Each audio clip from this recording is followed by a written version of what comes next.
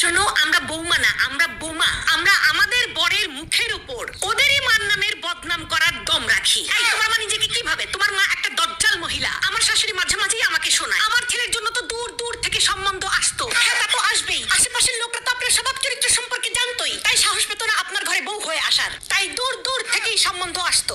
ননদ হচ্ছে ডিরেক্টর আর শাশুড়ি হচ্ছে অ্যাক্টর।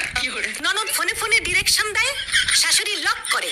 শাশুড়ি যদি হয় পেট্রোল, ননদ হয় দেয়াশালাই।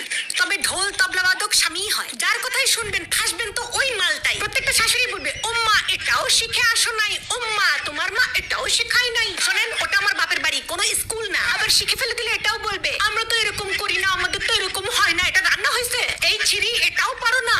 আরে এত সমস্যা যখন নিজে গিয়ে করেন, বৌমা বাড়িতে আসার পর দেখবেন ওরা আর কোনো কাজ করতে পারে না। তাহলে আগে এই কাজগুলো কে করতো? আমি বুঝি না, উনি শাশুড়ি নাকি স্কুলের প্রিন্সিপাল? সবসময় পারমিশন নিতে হবে। May I go to market, may I go to বাপের বাড়ি, ডাব্বে মে ডাব্বা, ডাব্বে মে আলু। সব শাশুড়ি গুলাই হয় এক নম্বরের চালু। এরা সবাই ধোয়া তুলসী পাতা, শুধু আমি বিছুটি পাতা। তাই আমাকে দেখলেই ওদের খালি চুলকায়। আমি তো বাড়ির বউ, আমি খাবার কেন হজম করব? আমি তো শাশুড়ির তেরা কথা হজম করব। আমার শাশুড়ির চোখের প্রবলেম আছে, আমার ভালো দেখতেই পারে না।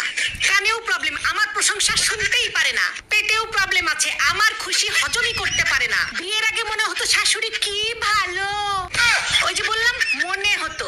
তুমি আবার এটা শাশুড়ির সাথে বসে দেখতেছো নাকি? তাহলে তোমার শাশুড়ি ভাববে তুমি ইচ্ছা করে ষড়যন্ত্র করে এটা দেখাচ্ছ। এখন তুমি তোমার শাশুড়ি কথা শোনার ভয়ে এটা স্ট্যাটাসেও লাগাতে পারবা না।